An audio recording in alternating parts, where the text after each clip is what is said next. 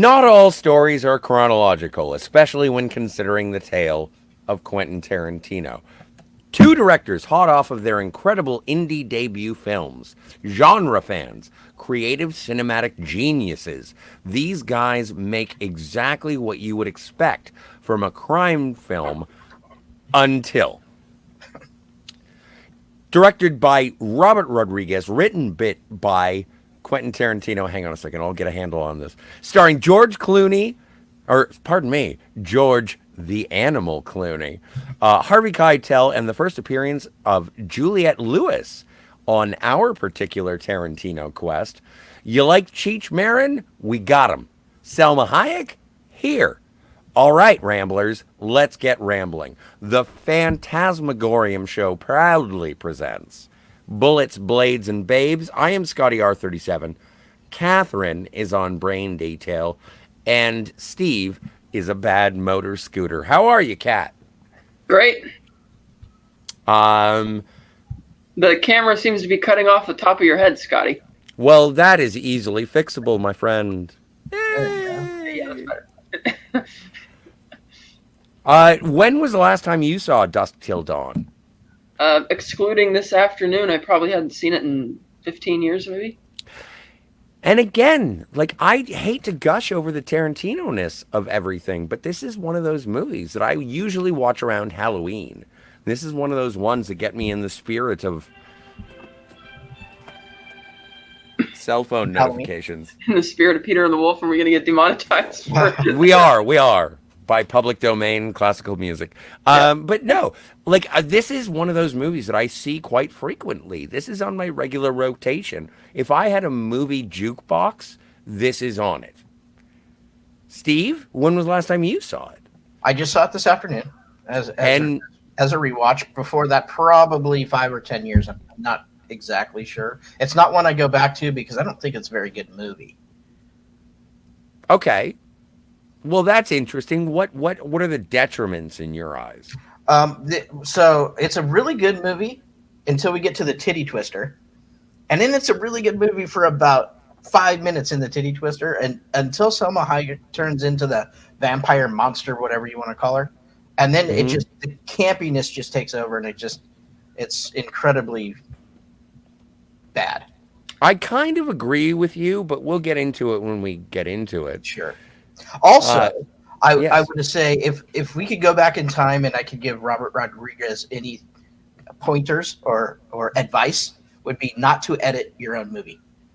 Specifically for this one, I didn't find that his editing was good at all. In fact, it'd probably been better if he brought in an outside editor to edit. Like Sally Menke? What he did. Sure, she's awesome. Well, and it's interesting because because we've been going through the Quentin Tarantino filmography with some pit stops along the way. It is interesting to see, and it's like, is this? People have said that this is a Quentin Tarantino movie directed by proxy. It says Robert Rodriguez on the placard, but is it? Yeah, I think so. Yes. You see a lot of Robert Rodriguez in the film. Just the way he sets up shots. So I would say yes, because Quentin Tarantino did the screenplay. Of course, it's going to feel like a Tarantino film, right? It's that dialogue, that snappy dialogue that he has in most of his films is very apparent.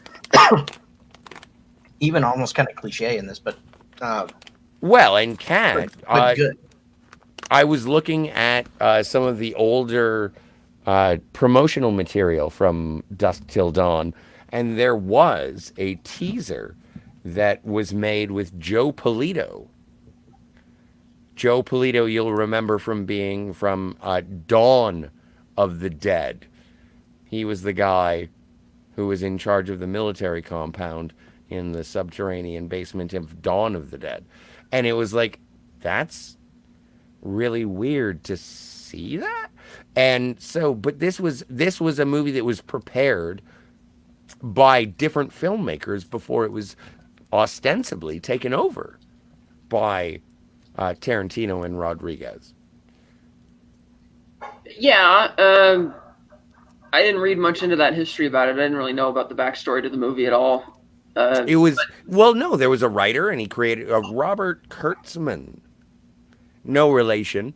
But it was, yeah, he basically told the story, and then Quentin Tarantino took the script and sort of like absolutely made the first two acts into a crime thriller, and then took all of the vampire stuff and crammed it into the third act. Like you can feel the act structure of this film. Yes, It's incredible. Yeah, I kind of agree with Steve on this one. I think that definitely the first hour or so is a Tarantino movie, and I'm on board when they first go into the bar, and after the first vampire fight, it's the scene where they're standing around debating how do you kill a vampire. A scene which has somewhat witty dialogue, but just feels so dry and down. I'm like, okay, that's where the director shift happens. It's now like if Tarantino's not proxy direct, if he was proxy directing, he's not doing it anymore.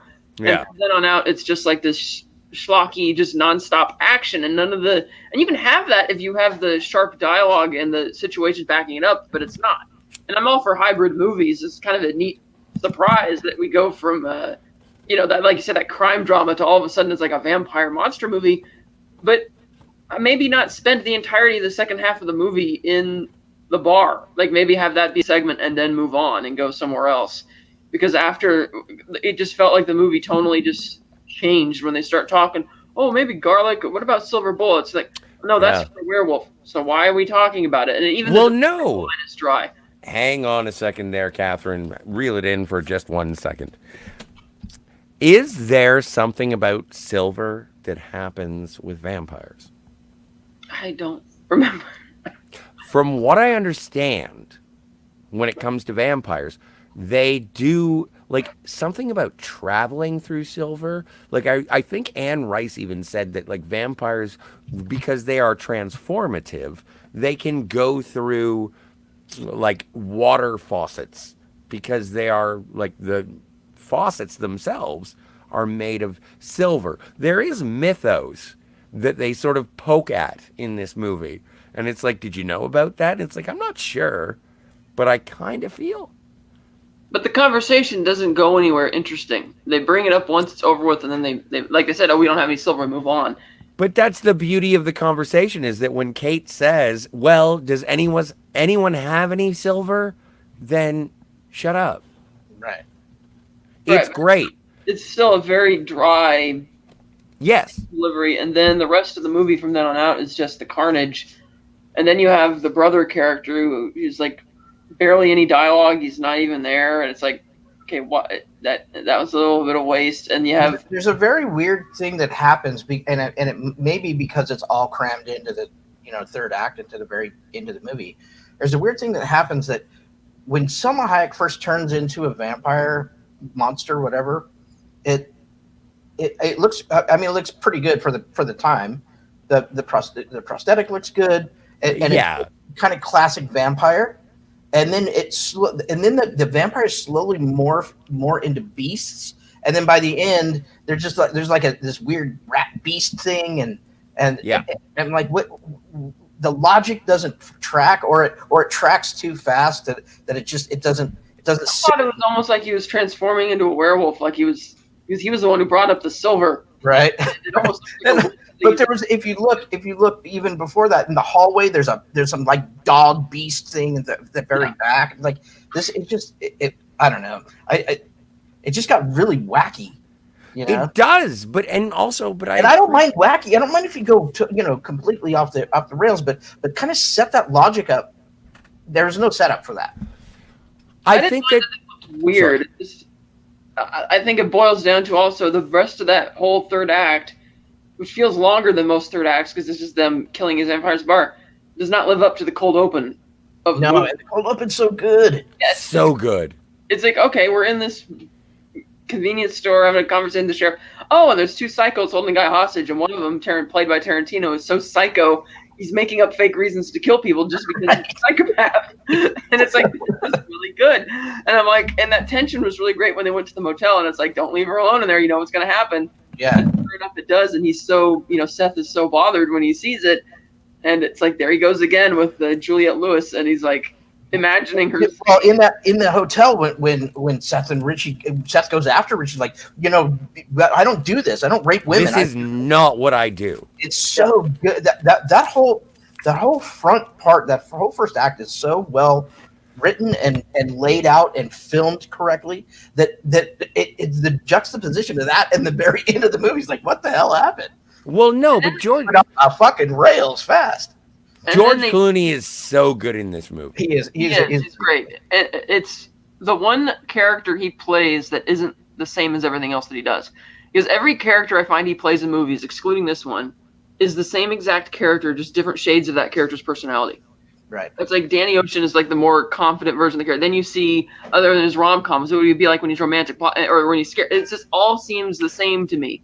And this one felt different. Like, this was good. And it just, yes, he kind of remains the main character sort of throughout the movie, but then when they introduce the family, they kind of want you to care about them, and they tease the whole thing with the father, Harvey Keitel. He lost his faith, and Clooney's hammering on him about that, but even that doesn't feel like it has as much of a payoff, because he's like, no, I still don't believe in vampires, and blah blah blah, and I can commit suicide because it's not suicide if I'm already dead, and it's like, well, you haven't really transformed yet or died, and it's just. Well, they're raising the first actor character-wise that don't really have much payoff later on in the film. What I enjoy most about talking about fantasy films is the punctuation. So anyway, shall we get into the film proper? Okay. We begin with Sheriff Earl McGraw, the first time that we get to see Michael Parks, who will be a recurring character throughout the filmography of Quentin Tarantino. He pulls up to Bob's World of Liquor, I think. He goes in, he buys himself, well, actually, he just pops himself a cold one and then says, give me a bottle of Jack. Did you know that there were some really hardcore criminals? They're on their way here. And the guy behind the counter, do you guys know the name of the actor? John Hawkes. John Hawkes. Yes. Yeah. I so good. That was him, by the way. It was refreshing to see that. I'm like, hey, man, John Hawkes is in this. Yeah, and he's so good in this. So anyway, Earl McGraw is explaining, played by Michael Parks, to John Hawkes, who is playing Guy. They have a conversation, and then Michael Parks, as Earl McGraw, goes to the commode. And that's when George Clooney and Tarantino show up and say, you son of a bitch, get that cop out of here faster the quicker. And if you don't do it, we will murder everything. It is very similar to the beginning of Ocean's 11. Very similar to the beginning of Pulp Fiction. Wild Bunch in here or some shit. Yeah. Oh my God, the threats he makes. He's dropping violence all over the place. Wild Bunch up in here. So everyone goes back to their original positions, and Earl McGraw comes out of the bathroom, and he says, all right, well, hope to catch those criminals. And then Quentin Tarantino as Richie Gecko just comes out of nowhere and puts a gun to the back of his head and blows his brain out of the front of his head. Yes, he does. The best thing about that is, and not that I wanted Michael Parks to die, he'll come back a couple more times in the filmography of Quentin Tarantino. I don't know if I think he actually dies again in not Death Proof, Planet Terror. I think he dies again. But the way he dies, when he gets shot in the head and he falls to the ground and he does like this weird chattering thing with his jaw, and it's just like, that man just got killed. I don't even think about it. It's just like, that was the most believable guy who ever got shot in the head award. Goes to Michael Parks. So anyway, All hell breaks loose. The little lady hostages go away. And I think that one of them was Deborah Ann Wool, but I could be wrong. Anyway, so Seth admonishes Richie Gecko for being like a crazy person, because he is, as we'll find. And we go to the car as the gas station burns down. Cue the music, and we get Dark Knight. One of the best South, I don't want to say South American, but just one of the best rockabilly Southern American songs ever. And we're off to the races. So anyway, they're driving away, and you get Superman eyes into the trunk of the car, and they have a hostage. So they go to a motel, and they're just going to hole up. They have a bunch of money from a bank robbery where a bunch of people were dead. They killed a bunch of people. One of them they hit with their car.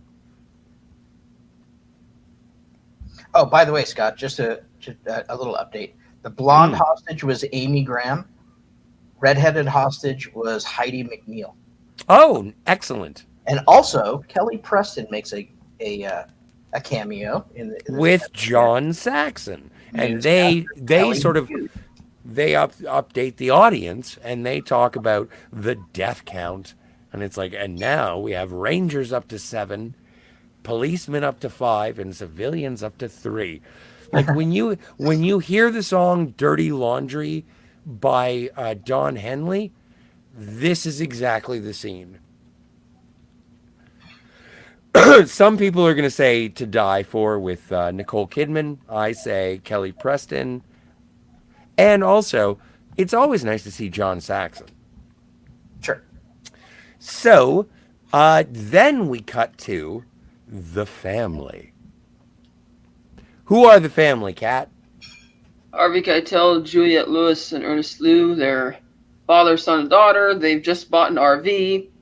They're on a road trip to Mexico. Can't remember where they're going or why. and they're having a conversation at the diner, and he wants to stay at a motel, and they're like, no, he should stay on the road in the RV. And he's like, sorry, I'm nervous to spot it. And they have a conversation, and we realize he's not a preacher anymore per se. And he lost his faith, whatever. And so what do you mean, whatever? It's really kind of important. Is it important to the rest of the story, though, that he... Well, no, it does, because later we need a badass motherfucking servant of God, and we have a preacher who is breaking... Right, but I mean, the fact that he has lost his faith at the beginning has no consequences up until then. It's just like, he might as well have had it the whole time, because it's not like he doesn't give any concerted effort to help them out, even when they get to the bar and he sticks his neck out for Seth, even though he could have just let that situation go sideways so he could get out of the bar. Showing that he's still a good person. He's not like, a total bastard or anything like that. So they go to leave, and it's funny because he's pulling out, they're making small talk, and all of a sudden Seth is just standing right in front of the car. And they hit the brakes, like, what the hell's wrong with this guy? And then it's, of course, Richie who gets on the RV to start taking hostages. They're like, we're going to go to the border. You're going to keep driving. You're going to do as we say or whatever. And we forgot about the lady hostage from the Superman eyes. Oh, that's right. Yeah, that's right. So before they took them hostage, they're at the motel, and they take her inside, and Seth lays out these rules. He's like, do you want to live? Answer yes or no. Yes. You're going to do as I say. You're not going to make any noise, and you're not going to ask any questions. Otherwise, this 44 I have is going to make some noise, and this 44 is going to answer those questions. And he's like, you're going to do exactly as you said. Be fine. You'll be out of this. No problem. She's like, okay. So he's like, he has to go somewhere. And he's like, I'm going to be back. And leaves it with Richie. And I'm looking at Richie, and I'm like, this is a bad idea. This is just a dumb idea. And so Richie, at first, is kind of calm after Seth leaves. He's like, you want to go into the bedroom and sit on the bed and watch TV with me? And she doesn't say anything. But he goes to sit on the bed. He turns on cartoons. And she can hear it playing. She's really nervous. And he's like, he puts his hand on the bed and pats it, like, come on over here. So then we cut back to Seth. He's finished what he's doing. He comes back inside, and he asks, "Well, where's there?" It's like, "Oh, she's back there." It's like, "What do you mean she's back there? She's supposed to." Well, I just let her watch the TV. It's like, "No, you're supposed to be in the same room watching her." And he goes back there, and I like how they first do this reveal. You just see the look on Seth's face, and these really quick, very brief flashes of the bloody scene. Yeah. That you eventually see. Like even just like a frame or a couple of frames, it just flashes on screen of carnage, but you don't get a sense of it. Well, you get a sense of it, but you don't see it specifically.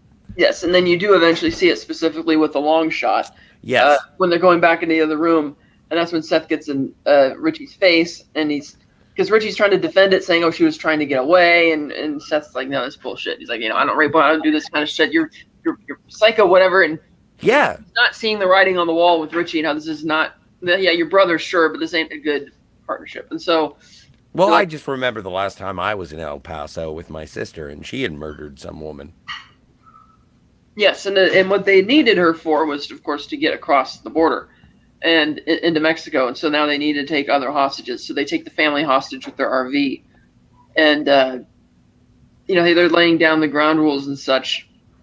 And Richie once again is sort of just staring at Juliette Lewis and fantasizing, and he imagines her granting him permission to like kiss her, all that kind of stuff, have sex with her.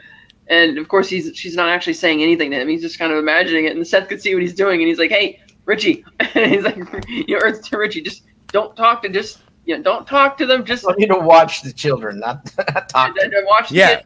So when they're riding down the road, even when Seth's up front talking to the preacher about what they're going to do, and the preacher's like, "I don't know if I should trust you. What, you haven't really given me any reason to." And they have a little bit of back and forth, and we cut back to Richie sitting there watching Juliette Lewis, and he's like, "Yo, about that thing you talked to me, or you said to me earlier, we're still going to go on." She's like, "What?" Well, and Steve, what did he imagine that she said? I'm not sure. All right, he imagined that Juliette Lewis, and also her as Kate, is one of the most innocent, honest characters. I believe the family unit of Harvey Keitel, Scott, and Kate. Also, I like, just do they say it in the movie, or is it just inferred? Because I don't remember. No, they're a family. Yeah, Scott they mentioned it. Did they? Okay. Yeah, it's like, well, you don't look like a J word, and he's like, neither does he. He's Chinese. And it's like, oh, well, then pardon the fuck out of me. Like, and it's just the family unit betwin Scott, Kate, and Jacob it's amazing. What did Richie think she said to him? I don't think I'm allowed to say it, man. We'll get demonetized. Yeah, something about would you pet my cat? And so from there, that's when Seth tells Richie, you're supposed to watch the kids, not talk to them. Right. Yeah. And so they're getting closer, and they come up on the border, and so it's like, okay, so Richie and Seth take Kate into the bathroom, and they hide, and like, shut up, everything's gonna be quiet. And Richie is just, being a loudmouth. Seth's telling him to shut up, and he calls him I think he calls him retard at one point, and then he's just getting upset, and so Seth just fed up with it, smacks him in the head, knocking him unconscious, breaking his glasses in the process. And while the preacher and his son were sitting up front, the Border Patrol agent, played by Cheech Marin, in the first of three roles. Roles, he's like, "What was that sound?" He's like, "Oh, it's just my daughter. She's in the bathroom." He's like, "You said it was just you and your son." He's like, well, and he's like, "Well, I need to come on and check." He's like, "Okay." So he lets him on, and they're worried. We're like, "What's going to happen?" And he taps on the bathroom, like the door. It's just like a curtain, and she's like, I'm in the bathroom. It's like, after like, so he pulls it open, and she's sitting there on the toilet, and she's like, "Do you mind?" Well, he's like, "Okay." And he kind of looks. Close the fucking door, please. Yeah, so she closes the curtain while he's kind of looking, doing like what Steve just did while he's looking over, and we see Seth holding Richie like in the shower there. Yeah. They leave, and all of a sudden they're zooming across the border, and then Seth is so happy, cheering. He's like, "Yeah, we did it!" And he goes, "We're in Mexico." Goes over to Jacob. "Yeah, we did it. You useless piece of shit. We're going to Mexico." And then a little while later, Richie wakes up, and Seth is sitting next to him. He's like, "Guess what, Richie? We're Mexicans." And then Richie notices his glasses are broken, and of course Seth lies about what happened. He's like, "Yeah, you tripped and hit your head on the toilet." He's like, "But my glasses, these were prescription. They're not going to have it at the bar." It's like, "It doesn't matter. I'm tired of hearing your bullshit, Richie." He's like, doesn't matter. We've made it across the I board. will buy you 10 pairs of glasses when we get to El Rey. So he goes to back up to the preacher, and he's like, so where are we going? He's like, well, you're going to keep driving until you get to this bar called the Titty Twister, and don't worry, you can't miss it. He's like, okay, what happens when I get to the bar? We're going to go there. He's like, okay. So they arrive, and I admit, the design of this bar, inside and out, is amazing. It's like, this looks like a really fun, crazy joint to hang out at. You see all these trucks parked out there, a bunch of bikes for bikers, and This a is really my kind of place. sign kind of set up. Yeah, it's wonderful. And you have Cheech Marin in his second role is standing out front almost as like the bouncer, and he's talking about all the different Barker. all the different types of cats you can have at this bar. All the different kinds of cats you can have. That is the best, Cat. I'm so happy you said it that way because I'm going to clip that, and that is my new ringtone. Right. So, they're going to go into the bar, and he says, this is what we're going to do. We're all going to go in there. We're going to be cool. We're not going to make a fuss, nothing. And that means you too, Richie. And we're just going to sit at the bar. We're going to wait. A guy's going to meet us tomorrow morning right around at dawn, and we'll be off. And they start walking in, and Cheech starts giving them, says like, hey, you can't come here. What's going on? And he makes a snide comment at Kate as she's walking in. And so Seth grabs the Cheech Marin, the bouncer or whatever, and breaks his hand, breaking his fingers and throws him on the ground. And he goes to walk in the bar, and then Richie decides to come over and just starts kicking him several times because he's a psycho. So they go into the bar, and you see how wonderful this place is. It's like, I think they did a really good job in the set design, kind of disguising what the inside of this bar actually looks like, as opposed to what they're trying to make it look like a bar, but you could tell in hindsight that it's not. And they have an actual band, like a real band that they hired to play the music here, which is cool. And I love that band, although we should kill them. Yeah, they're pretty good. And apparently Rodriguez has a cameo as one of the band members for one shot, apparently. Really? Well, and I know he does play an instrument, so yeah. But he was also the camera operator on this film as well, and the Steadicam operator. So they're in the bar. They go up to the bartender, played by Danny Trejo, and he's like, and Seth's like, we need 5 whiskeys. Like, can't serve you here. This bar's for truckers and bikers only. You clearly ain't that. And he's like, well, I don't care. I mean, you're gonna serve me. And he starts kind of fussing with him. And then this other guy, another bouncer, big biker guy, puts his hand on Seth's shoulder. Don't you touch me? And it's clear that shit's about to go down. Which again, from the preacher's perspective, this would have helped because Seth and Richie would get into trouble. Because realistically, if the preacher didn't say anything, the guy would have put his hands on Seth, started dragging him out. Richie would have gone apeshit and shot the guy dead, the guy right there. Trejo probably would have pulled a sawed off from under the bar and then shot Richie, and then subsequently also killed Seth, and that would have been the end of it. Yeah, but what happens to Scott and Kate? Well, what happens with Scott and Kate is they intervene, or the preacher intervenes. Tells him, hey, we're not doing any of that here. We're fine. And he's like, and he turns to Trejo and he's like, hey, I'm a trucker. You look out there, you'll see a recreational vehicle, and it's a truck. And you know. I need a G2 license to drive it. License to drive a truck, and he shows him the license. He's like, okay, what do you have? 5 whiskeys. So they go to sit down, and then the preacher's looking at Clooney or at Seth. And he's like, hey man, what happened to the advice you gave us out there? He said we're supposed to be cool. That means you too. And he's like, I said, do as I say, not as I do. I love that line. That's a great line. Everybody says that line. So they're gonna sit there. They're trying to be cool, and that's when this guy comes back in, and they're announcing entertainment that's gonna be Selma Hayek. And so, well, what is it? Santiago Dominica. Actually, was that before or after? No, that was after. So Cheech comes back in first with some other goons, and he's like, "Oh, this guy, beat me up in the parking lot, and his brother came back to kick me too." And that's when Seth and Richie get their guns out. They kill the goons, and for some reason, the bouncer Cheech Marin finds this funny, and he starts laughing, like, "What? You think this is funny?" And it's kind of funny. And then, in almost like in a Pulp Fiction reference, you have both Seth and Richie look at each other, and then they just raise their guns up. Bam, bam, bam, and blow them away. It is very akin, yes. Yes, and that's when you have the introduction to vampires.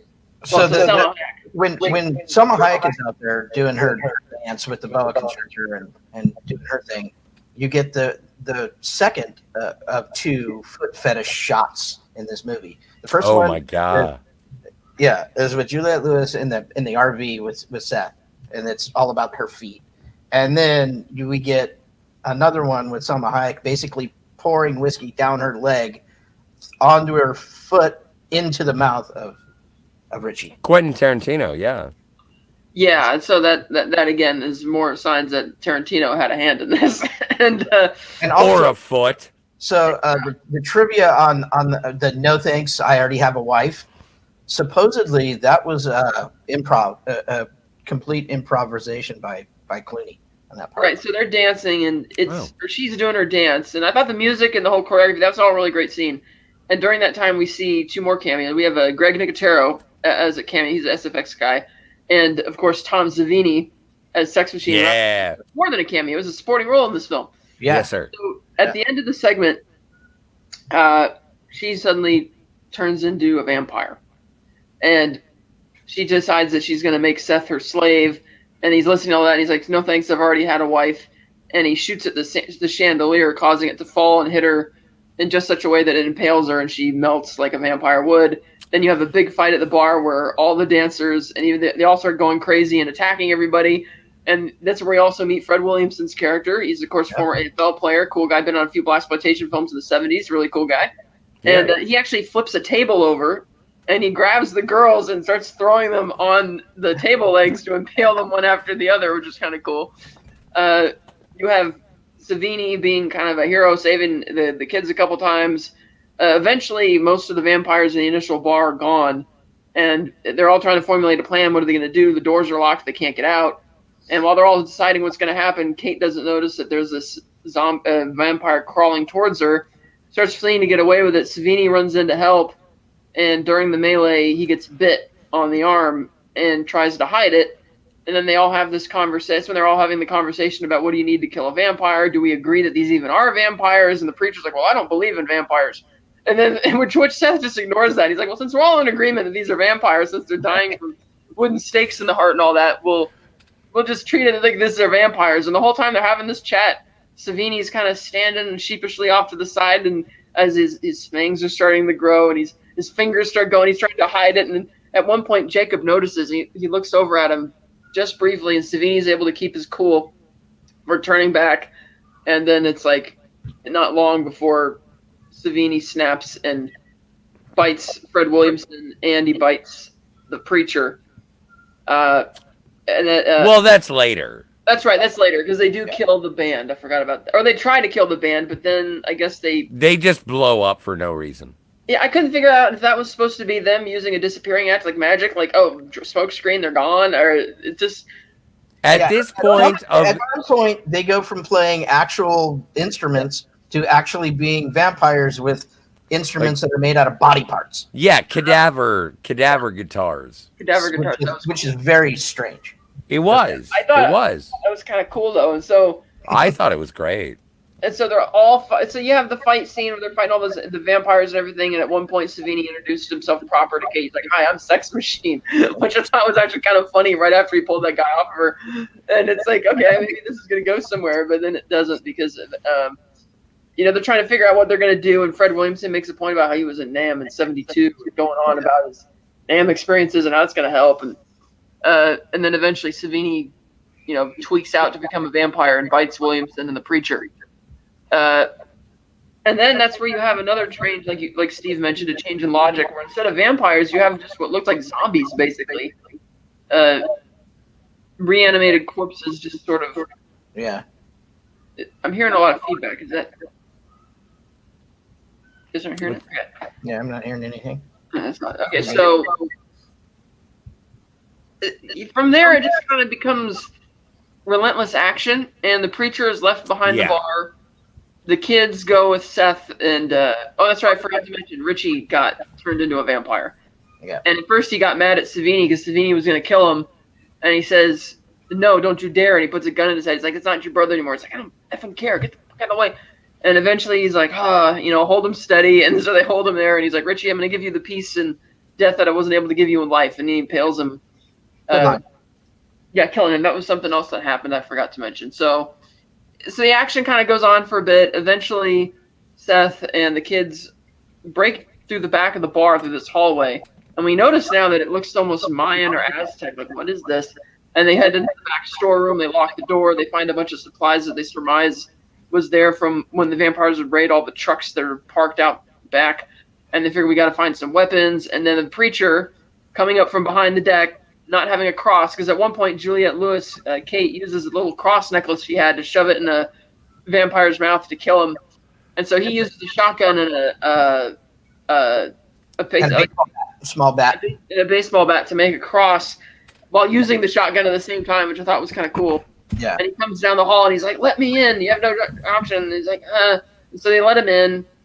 Sees that he's been bit. Seth is upset, and Seth has kind of resigned himself at this point. He's like, "Oh, we're gonna die eventually. I don't care. I'm gonna kill as many of these fuckers as we can." And I'm like, "Okay, let's arm ourselves up because the preacher reasons that they're gonna break into this door really soon, and I probably only have an hour, so our best shot is just open the door and go crazy on him."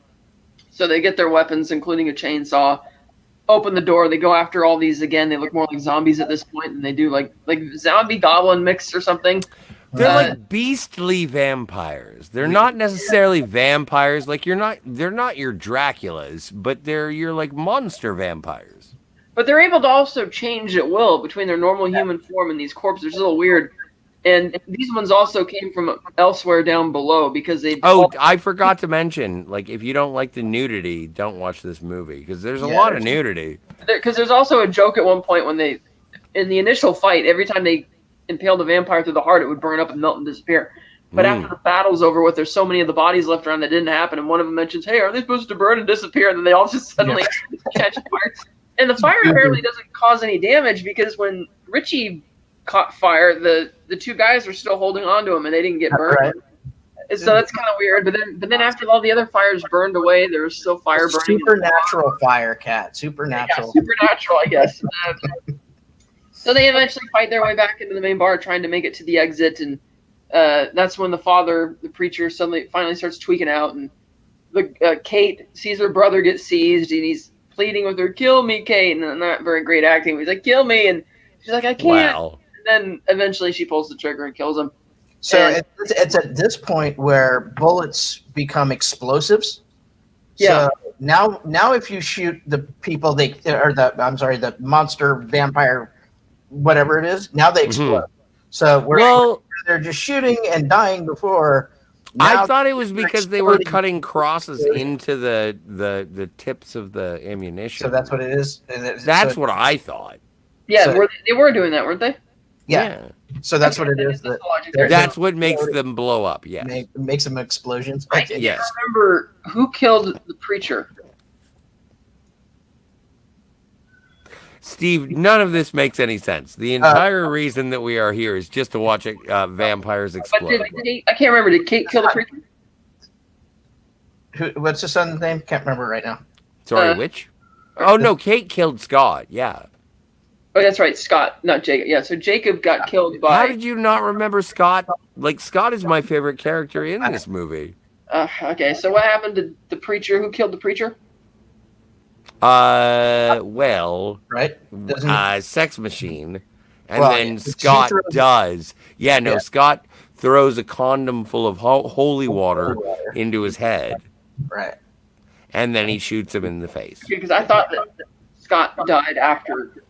Or before. Well, no, but after he does that, then he gets attacked by a whole bunch of vampires. And then his sister, Kate, gets to kill him. Shoots him and blows them all up. Right, I thought that happened. And they all get blowed up. And then the bullet holes start breaking apart because they're shooting so many bullets. And the sunlight starts shafting in and killing the rest of them. And finally, Cheech Marin, as the third character, the guy they're supposed to meet, shows up. They race outside. Like, get out of here. Carlos. All of these explosions start going off in the bar because now the sunlight is shining.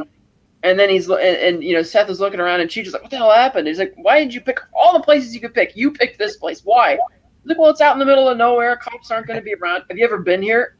No. It just seemed like the place to meet. And he's like, "Because of you, my brother, Richie, is dead and he's not coming back.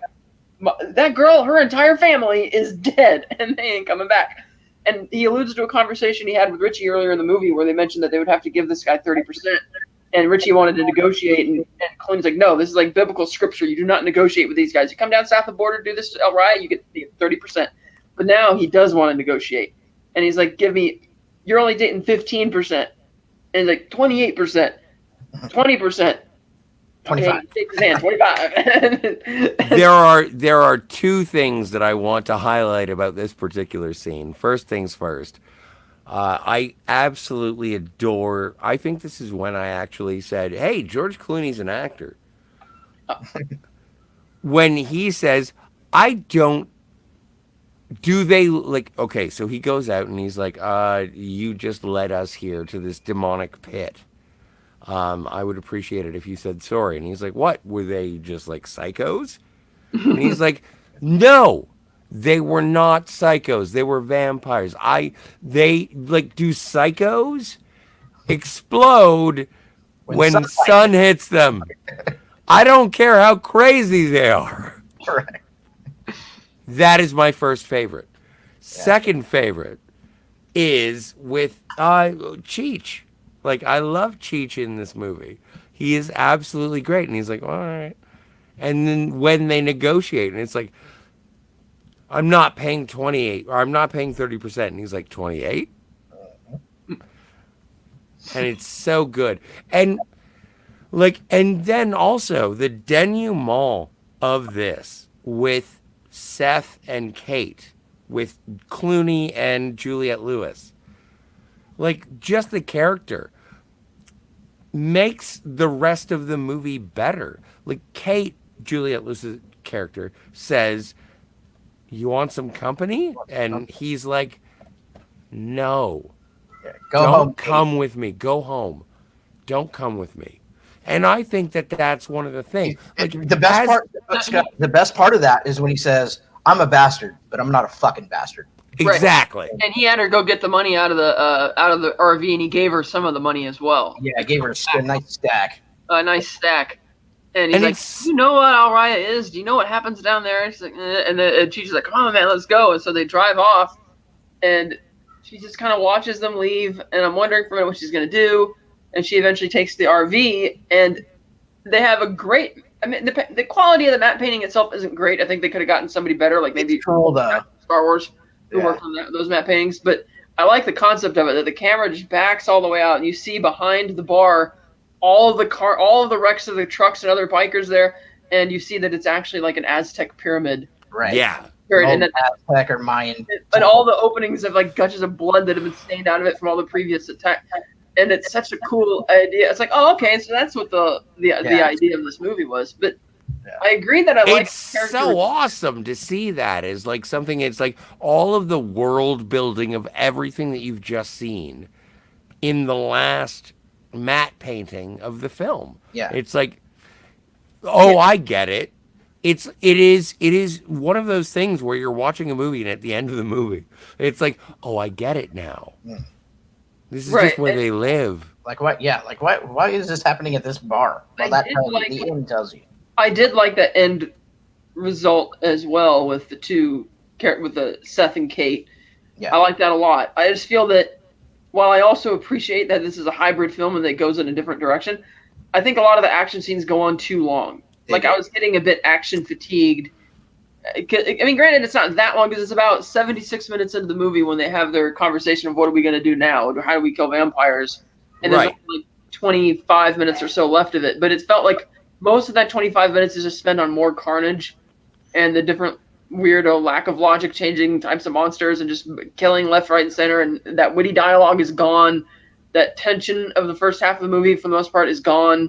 Mm-hmm. And it's still kind of fun to watch. I just feel that it could have... Like, that final scene, I think, brings back some of that Tarantino flavor from the first half. The very last scene.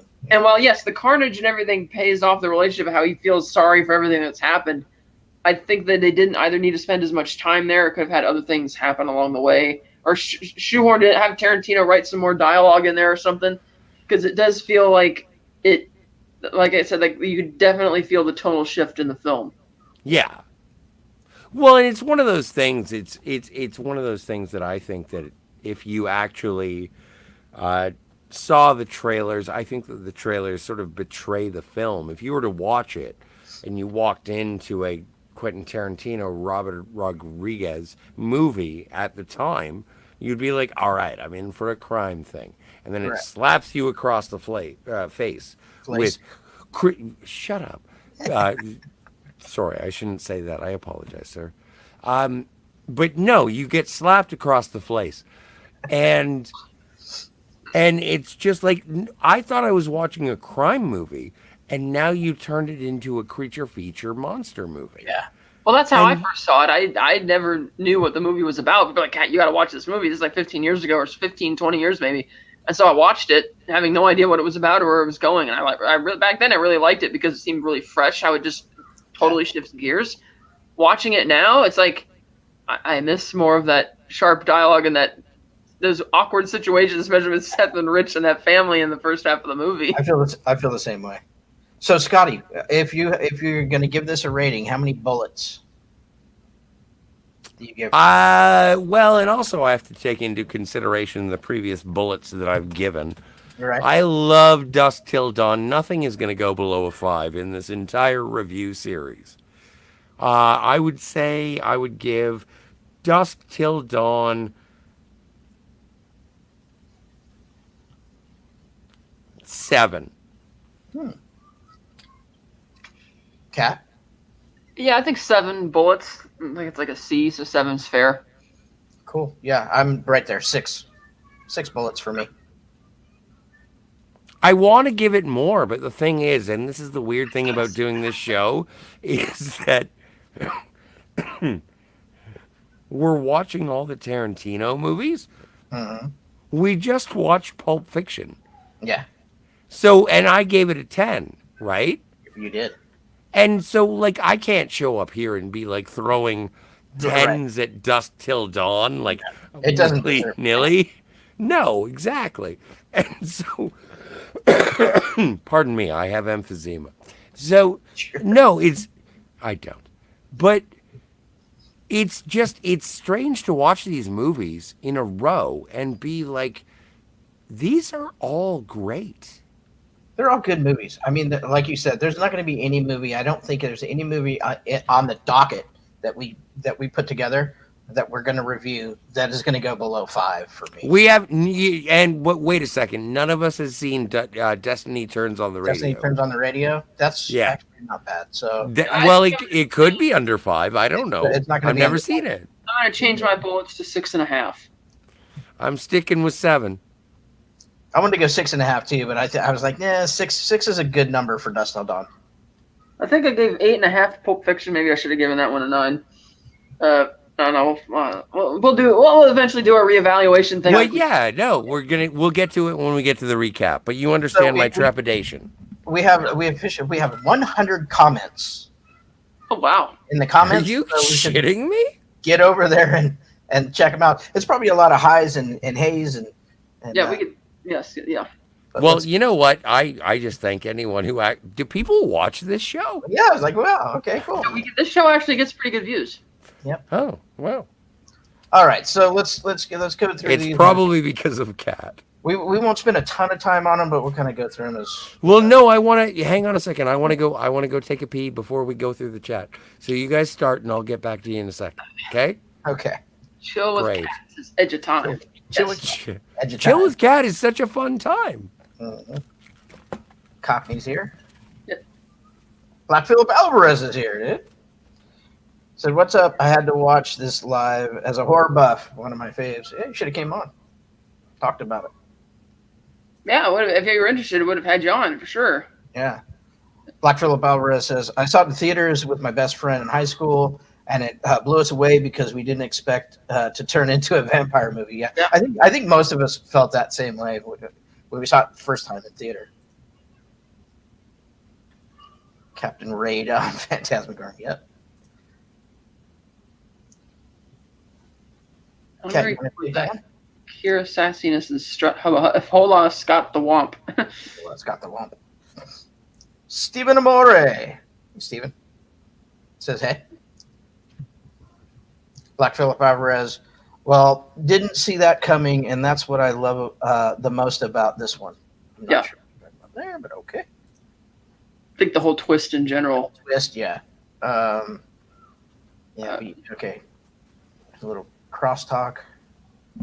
Some eyeballs. Yep, Lots of Rodriguez in the directing style. That's what I thought too. But like I said earlier, because Tarantino did the screenplay, it really does feel like a Tarantino movie in parts, especially the first 2 acts. Yeah, the third act really just about everything in the bar feels like Robert Rodriguez to me, but the stuff before is still I can buy into the proxy director thing. Sure. Yeah. Oh, I think it was absolutely. It feels like a Tarantino movie until it starts to become creature feature. And also, I don't think we've really given enough credit to the practical prosthetics. Yeah, I mean, they were good. I mean, at times they were a little cringy, but I mean, Well, look, I don't know we're how also looking way back, so hindsight and all that. No, but it's still. I think it's still good, but I don't understand how a rat monster is a vampire. Yeah, I don't either. That was weird. That was very strange for me. You want to take this one, Scott? I'd love to. Oh no. Captain Time Lord Spock says, I thought it was a reference to Hannibal Lecter. I don't know what you're referring to. Hungry for that Kira sassiness and strut hubba hubba says, by the way, marry me. That was Day of the Dead. Dawn was in the mall. Yeah, no, I was talking about the Polito boy. Cam's Crash Courses says, hello to Catherine, Steve, and Scotty. Great movie. Coming home, great fucking movie.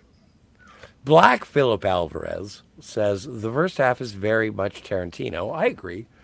And the second half, it turns into a grindhouse film, which I love. I think, but I like that thing. I remember going to high school with a friend of mine, and his older sister said, have you guys seen Dusk Till Dawn? And I was like, not yet.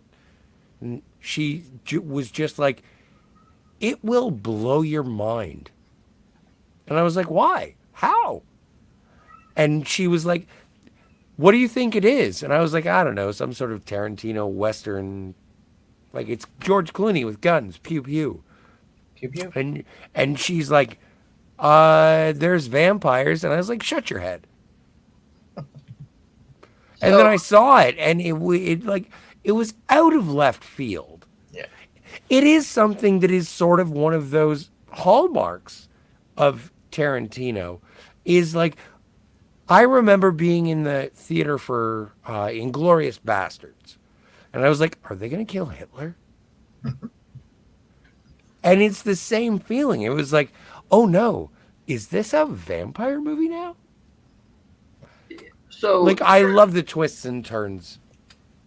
So Kira says Tarantino's talent is spanking the plot into subservience to charming interlocution and set pieces which reflect back upon choice dialogue lines from the previous scenes like stand-up comedians. Why are you trying to sound like the architect from The Matrix, Hungry? Callbacks is what they call them. And yes, we in the business call this foreshadowing.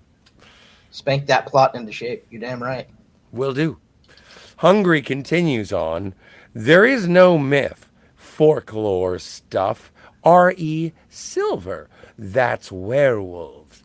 Tarantino just put a mistake hat upon a mistake hat of people who don't know their monsters. You know what, Hungry? I disagree. There is silver mythology when it comes to vampires. I don't know it, but I never claimed to be a doctor. Moving on. Oh, good. Captain is back to say, wait, I shouldn't assume. Agreed. Is Dusk Till Dawn like its contemporary Pulp Fiction and Dancing in the Rain? No, I don't think so. Hungry goes on towards the captain. Tarantino's laziness. Yes, Tarantino's laziness. R.E. Silver is him spanking script into make it fun and snazzy no matter what. You know what? I'm sick and tired of you kids. And you're nitpicking. Sometimes a cigar is just a cigar. If you look up vampire mythology, there is silver mythology that goes along with it. We'll have to do some. I'm gonna look that up right now while you keep reading some of the comments. There you go. I Not will. actually. Spock says, not actually a documentary, but a work of fiction? Question mark. Yes. Yes. Hungry goes on. Silver's a lot sexier than garlic, but they do try and find garlic. And grains of rice, they do try and find them as well. What's with the grain of rice thing? I don't know that one. Though, which is proper folklore. You know what? If I'm in a room of vampires, the one that is the proper folklore is the one that lets me kill them. Black Philip Alvarez says, laughing out loud, maybe the first half, Captain. It's essentially 2 movies in one. There's no way to describe it. But that's also part of the reason why I love this movie so much. I hate to give it a 7, but I love it because it is 2 movies. Okay, I found the answer. Hey, answers. So, because silver is seen as pure, it is effective against impure forces, such as vampires and werewolves. Silver bullets are especially potent when blessed by a priest. Silver is also why vampires have no mirror reflection, as mirrors were originally made from silver and thus could not reflect anything unholy. Correct. So Tom Savini had some good points. He just couldn't remember the specifics. Right. Sex machine for the win. Sex machine for the win. You know what? I didn't think I was going to say that today. Nope, me either. But it came out. All right. Next. Comment has, in a sense, been invalidated by the fact that Savini's right. Silver does factor into the folklore, so it isn't dumbed down after all. Yeah. All right. So, hence, not lazy. Oops. That's fine. That's fine. All right. Who knew that we were doing a series on a filmmaker who actually did his fucking research? Right. Captain continues on to Hungry Last Night. I assume that's the name. I wondered about the plot contrivance. Convenient coincidence of, oh my God, your loquaciousness annoys me. Of Butch going into, of all the stores in L.A., to the one with the torture room. And again, That was the last movie. yeah. Zed's dead, baby. Zed's dead. Zed's dead. Got me Hungry for that Kira sassiness and strut hubba hubba. Hello. Black Phillip is here. LOL. This is going to be a crazy long one because they read every single comment from the chat, right? Well, we gloss. Pretty much. We skim. We skip. Alvarez says, at the end. Yeah, we're here. We're at the end. But how long does the end go on? We don't know. Hungry says to Phil, surely they won't read mine. Contraire, mon frère. Oh. This one's yours. But then I really enjoyed Travolta's nuanced performance and forgot about the dialogue discrepancy and plot contrivances for a few minutes. You got to move on to this is the new week and a new movie, buddy. No, it's fine, but I really do. Like, I think that's a valid sort of compliment. I mean, it's valid. Nothing's unvalid, or invalid, I should say. But we are talking about From Dusk Till Dawn, so let's stay on target.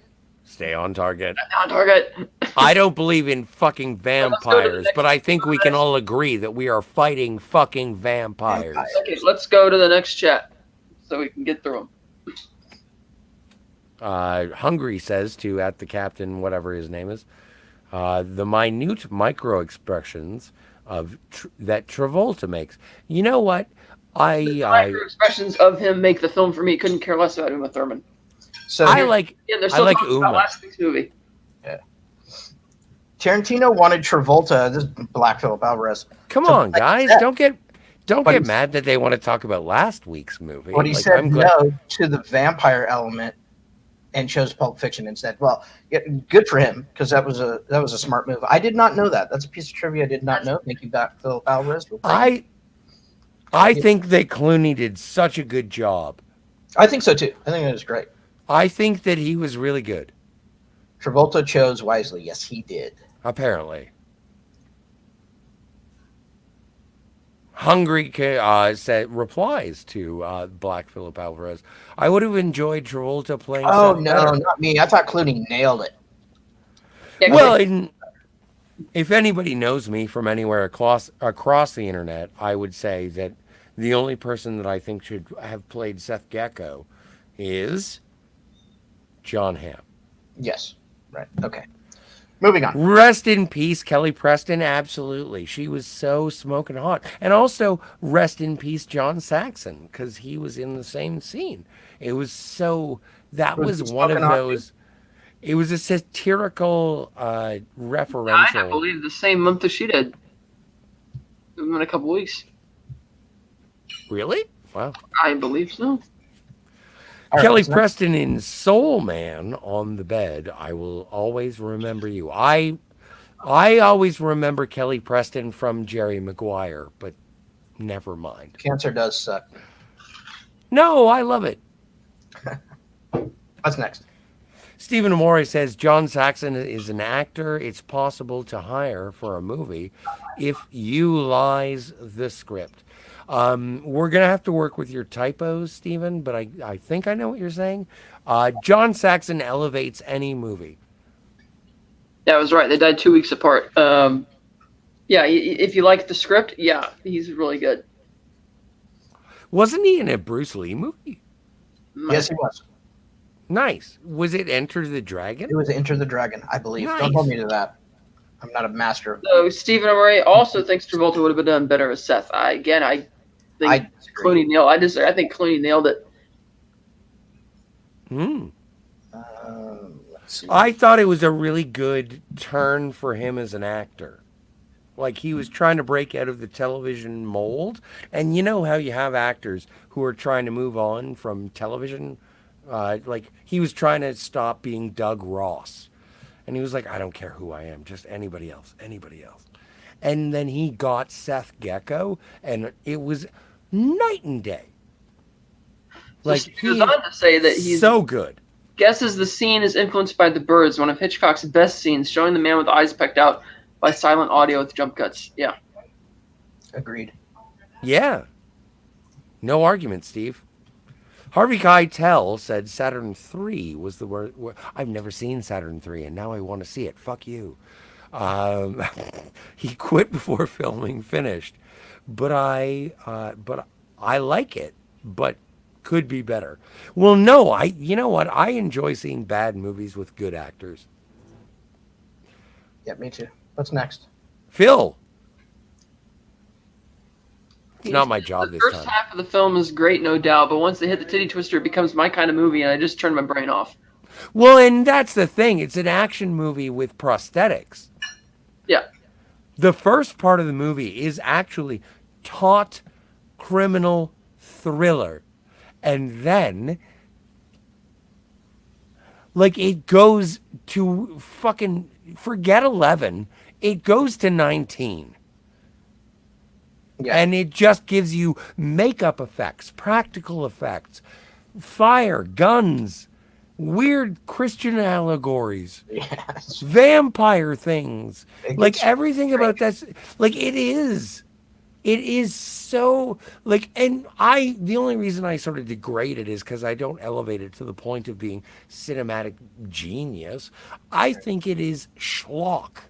I think it is glorious, wet, dirty schlock. Okay, what's next?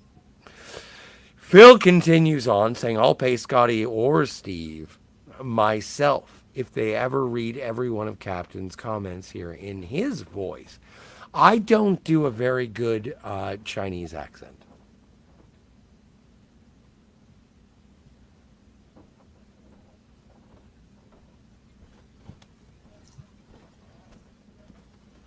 Phil says maybe the entire second half is all a dream.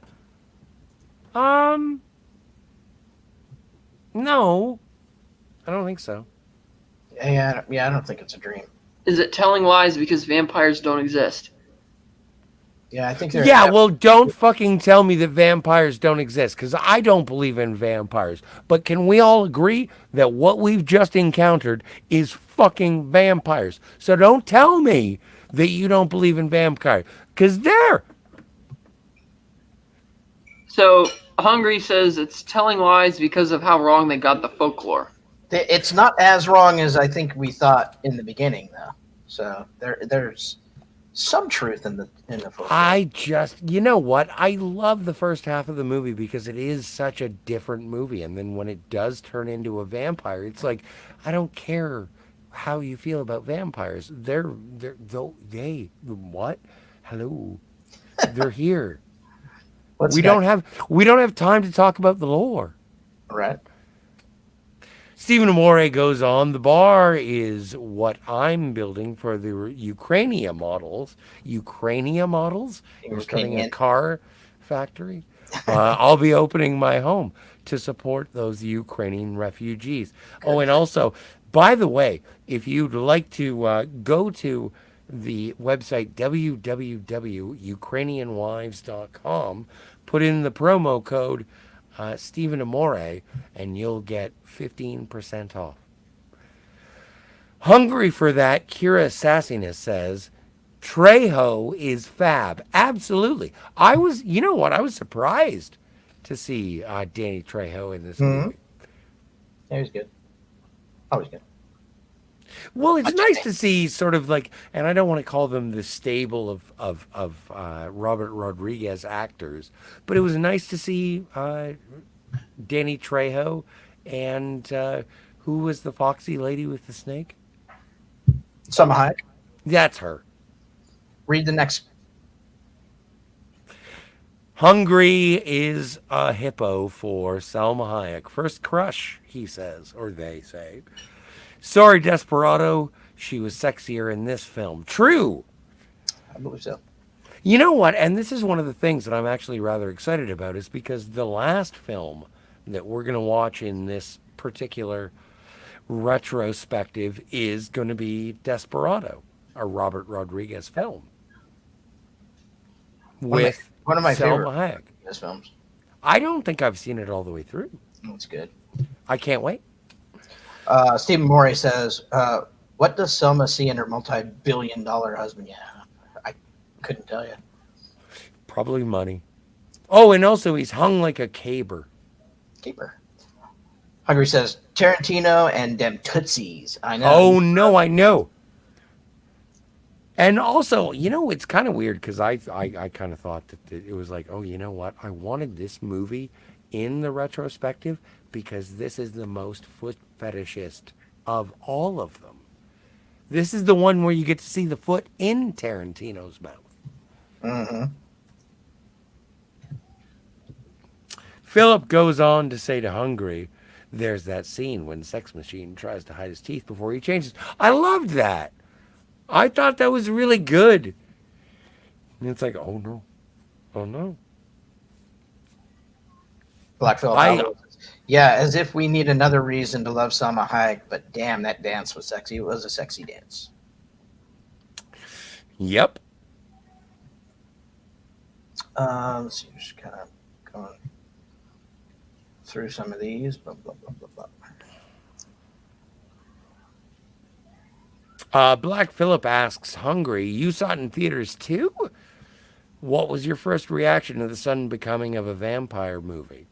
Shocked, my friend, and in a good way, especially with myself being a huge horror junkie. And yeah. Well, and the thing is that if you go into this movie and you watch the first half of it looking for a vampire movie, I would assume that you'd be disappointed. To which Hungry replies that he has asked us to understand that he's older than 50. He's seen vampire films since 73, all the Hammer ones. My reaction was, stop doing two different films. Really? So, yeah, it was kind of like Tarantino and Rodriguez shook hands on it and decided to split the difference. I would, you know what, I would say that Dusk Till Dawn is the modern day Wicker Man. It's like Tarantino came up with a neat premise, couldn't figure out how to end it, and then and Rodriguez had a great idea for vampires, but couldn't figure out how to get interesting characters into the bar, and so they just kind of... I think you're being a little bit more derogative than you should be. Black Phillip Alvarez says, they bleed green, LOL, to get past the censors. Makes sense. I'm not being derogatory about it. I mean... Well, no, but, like, I just think, like, I think it is a really good movie. Like I think it's one of those things that if you're into it, you jump into. But if you're not, I guess, like I don't know. I think it deserves more credit than it gets. Maybe it gets a lot of credit from you. And Hungry says, I was just Blake grateful we finally got to the monster bits. Well, and the monster bits, exactly, and the like the physical makeup and the prosthetic effects. I was more happy with the first part of the film. Yeah, Black Phillip says, you have no idea on first viewing knowing this would end up being a vampire movie. They didn't advertise it as such. Yeah. Yeah. Very true. And I think that that's something that, in terms of the enjoyment of the movie, people will be like, it was good until it became a vampire. Oh, but movie. Hungry says he knew in advance because he worked in the comics industry and White Wolf Games, and they all knew it was a vampire movie weeks before it was released. Well, that's too bad. That would... That got kind of spoiled. Yeah, that sucks. But also, if you're watching it and you want to see a vampire movie, and you're like, when are the vampires going to show up? And this is just a stupid Tarantino movie. There's no vampires. Yeah, and Philip alludes to the prequel and the sequel and says, has anybody seen it? What's the point? I haven't seen them. I didn't see any of those either. No, I haven't seen any of the sequels. Yeah, he has a point though. Like the way you market a movie, it's really nice when they don't give things like that away. Like I watched The Card Counter the other night. I remembered the trailers, but it does not allude to what the actual subject of the movie is really about at all, which I was surprised by in a pleasant way.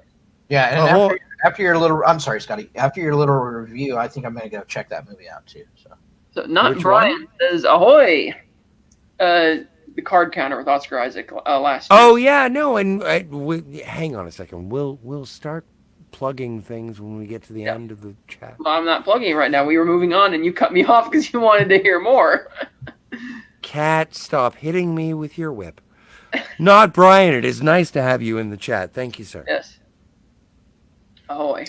All right. Let's see. Bam. Philip says, as a Tarantino film, a 6. As a vampire horror film, an 8.5. LOL. I'm on board with that. I don't know if I'd go that high, even as a horror film, but I'd give it an 8 as a horror movie. I think I'm. A horror movie has to be solid scary, across though. the board. Hungry says Hungry- 5 bullets. 3 for 3 Selma. for Selma's buns. I do. Okay, I'm with you right there. Good buns. Well, then we'll call it an 8. Yeah. I still call it a 6.5. A 6.9 for Time Lord Spock. I wouldn't worry about him. He probably hasn't seen the movie. Cam says, yeah, thought it was a crime story. Then all of a sudden it's a vampire film. Yeah. But I don't even think it's a vampire movie. I think it's more of like a monster movie. That's right. Anti-derivative Jill. Hello. I'm behind in the video, but I was almost crying when Scott killed his dad. I swear to God, in Jesus Christ's name. I thought it was good. That's right. He is the one that did that. Well, and that is a great, and that's an emotional part of that, because when Scott says he's going to kill Jacob, he says, I swear on God in Jesus Christ's name. He says that to Jacob. And then when he shoots him in the head, he says, I swear to God in Jesus Christ's name. And he shoots him in the head. And then he is immediately just absolutely torn apart by vampires. It is. And then Kate, his own sister, has to kill the boy. To which Edge of Time tells us it's a were-rat. Were-rat. I love the were-rat. I think an it's ugly crazy, little bastard. weird. That's for Oh, sure. fucking stupid Black looking. Phillip says I would have loved to come on, but I kind of wanted to hear it from y'all's perspective because of the twist. I'm already coming on for Kill Bill. Word. Oh, yeah, I forgot to tell you, Kat. Phil is coming up for our reviews for Kill Bill. Jill continues. I would have liked some of the lore behind the vampires of the pyramid the bar is built on, but I still love this movie. I was I afraid agree. I do like that you kind of get that tie up at the end of the very, as the pull away shot in the end of the movie. So I do like that, but it would have been cool if they would have sprinkled some of that lore throughout the movie as more of a setup. But it's fine. Well, and also Jill is a big fan of this show, all the shows. If you have a chance to subscribe to her channels or any of the channels that she goes to, you should because she's awesome. Hungry for the Kira says, "Laugh my ass off. I didn't see that coming, Jill. This is fab. It is, and that's one of the reasons why I sort of highlight Jill in this.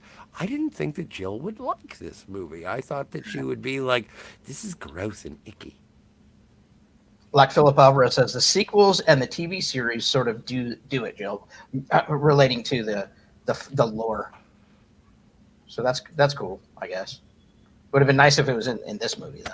8.7. Are we going this willy nilly high. on? Wow. It is high. It is. I appreciate it. But are we doing percentages now? I thought we were only at fractions. I thought we only had like solid numbers and halves. Nah, it doesn't matter. I guess it doesn't. No one's watching. Well, Captain Spock even gave it the 0.9 on there. Remember? I think. Yeah, but I think that was a rib. do you think I listen to what he says?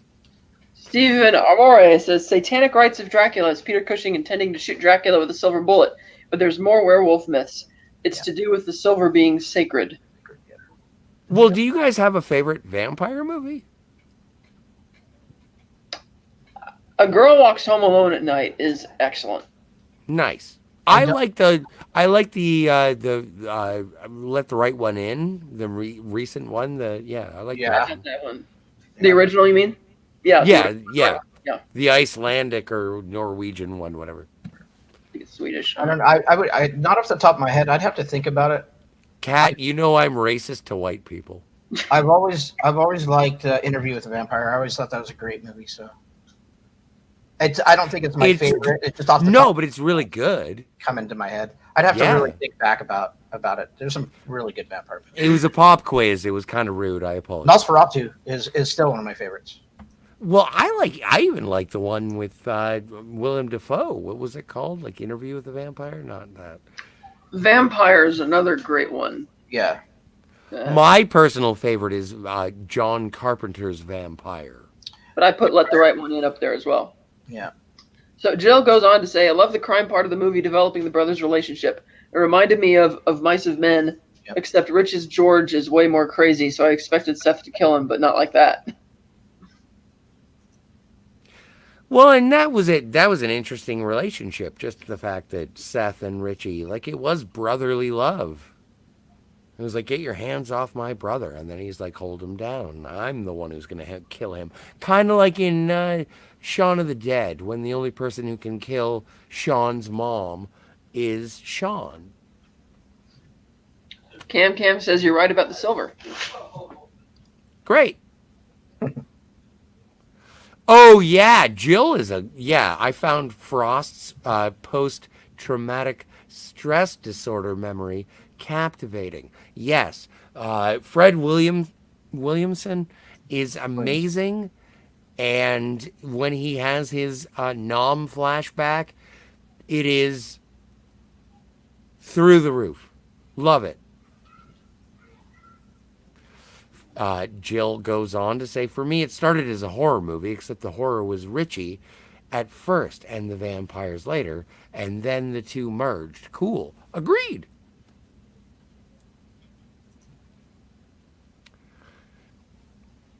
You're up.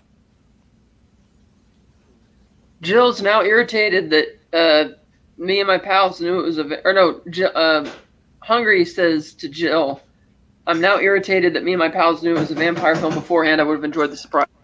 Yeah, exactly. It's kind of like finding out that the Terminator in Terminator 2 was the good guy. I feel like, I wish that people would go into this movie not knowing anything about it and then just finding out it turns into a vampire monster movie. Stephen Morris says, yeah, on reflection, Clooney did the last scene better than Travolta. Yeah. I think so, too. And Enter the Dragon, so we were right. John Saxon.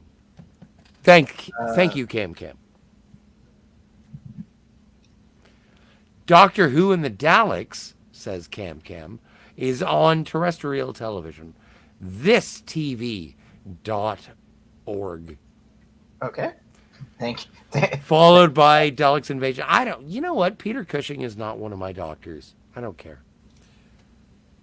Hungry says, I'm agreeing with all the hosts on this. Well, Hungry, thank you so much for, share, like, subscribe. Flattery will get you everywhere. Everywhere.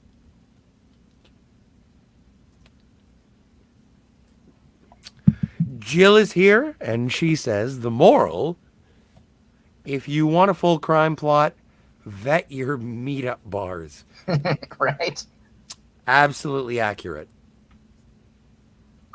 Stephen Amore says, it is one of the biggest surprises in a movie for it to turn for a thriller into a vampire. Yeah. And I wish, you know what? And that's the thing. The people that I have met who have loved this movie the most are the ones that were like, where did the vampires come from? Cam Ken says, I give it 6 bullets.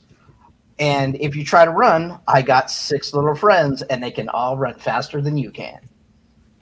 My little friend, Mr. 45. Hungry says, yes, Scotty, a monster film. After I saw the film, I liked it a lot more. Me too. It took two. Jill is still a piece of my heart. Well, it was gross and icky. Steve, read this. I can't gross. But I give Tarantino all the gross and icky clearance. I don't know. More blood. We need more blood. I don't know about the rating rule, 8.5. No, your rating was fine the first time. Yeah, 8.9 is fine. I don't like percentages. 8.7, she said. Well, my mistake. Black Phillip Alvarez says, Jill rated it higher than me. LOL. Yep, she did. Let's see. A few more here. Hungry for Kira says, my top vampire movie is Near Dark. Near Dark is a good movie. Yeah, I liked that movie a lot when I first saw it in 2008, and then I saw it within the last couple of years again, and it didn't do anything for me. It doesn't hold up. I have not rewatched it probably since then. I do think... I just didn't think that the atmosphere... It wasn't very atmospheric. I didn't think the big scene that everybody talks about in the bar was as scary or as intense as like everybody remembers it. But that's just me. It's still a good movie. I do think I think our friend the Richard, I think this is one of his favorite movies. Yes, I think it's his all-time favorite. All-time favorite. Yeah. I've never seen it. Yeah. You should check it out. You asked earlier about favorite vampire movies. My favorite vampire TV show is The Kindred, or Kindred the Embraced. I don't know if you ever seen it. It's badass. Let's see what's next. Captain Time Lord Spock in the chat says, it was in jest, high five. I don't give numbers at all. Ha ha. Thank you. Shadow of the Vampire is fantastic too. Yes, it is. Yes. No, that's the one I was thinking of. Shadow of the Vampire is the one with Willem Dafoe. Captain continues, funny, hungry. I wish I had known it turned vampire. Yeah, me too. All right, last one.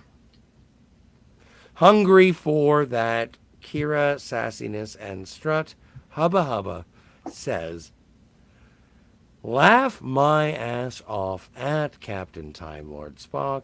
You are my Lazarus. Star Trek joke. You didn't really agree with him on the last point though, because he was saying he wished he had known it was a vampire movie from the beginning. You said you liked that you didn't know that. What's the difference? The difference is if you know the twist in advance, it's not going to be as exciting. Right. And he says he wishes... Yeah, but Spock says he wishes he knew the twist before he saw the movie. And you agreed with that. I misspoke. So this is the last one. Darren J. Hey, Darren, how are you, man? Series. I liked it too. I thought Moonlight was really good. Well, and I think there was only 2 seasons. Maybe 1 season. It was really good. If you want to, we're gonna start up a different channel, and we're gonna have a whole series review of the television show Moonlighting with Bruce But Willis. that's not And the same thing, Scotty. oh, never mind that. So I think that's going to do it for us today. Anything you would like to plug, Scotty or Kat? Well, we'll be here next week with what are we bringing next week, Scott? I think we have Grindhouse. Both of them? Yeah, I don't know how we're gonna work it. I want to see the whole thing like as a one unit, but I don't know where to see that. Really possible to do that though, because I don't think they ever did release that version on home media or streaming. Well, worst case scenario, we'll do Death Proof. Well, we'll figure it out before next week, so we know what to watch and what to talk about. Right. You could just split it into two. I mean, if we're splitting Kill Bill into We can do one and then the following one. I'm also on the Unifying Force every second and fourth Sunday of the month on the Virtual Cantina Network at 8 a.m. Pacific. And and we're on this channel, so cool. Yeah. Well, and also I'm really looking forward to seeing Bullet Train so that we have our conversation on Sunday. Yeah, so it looks like Sunday's going to be our day to chill with Kat. To chill with Kat and do a review of new movies in the theater. So Bullet Train's up next. So this week coming up, this Sunday, we will probably do a review of Bullet Train. Looking forward to that. I'm not. Okay, good.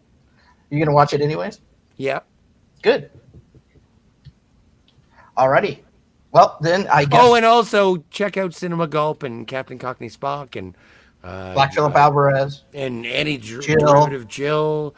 Like if you like, like everybody who is a part of this place, just go check out each other's stuff. Check their stuff out for sure. All right, I think that'll do it for Scotty R37 and Catherine. My name is Steve Foley. Have a great day, everybody.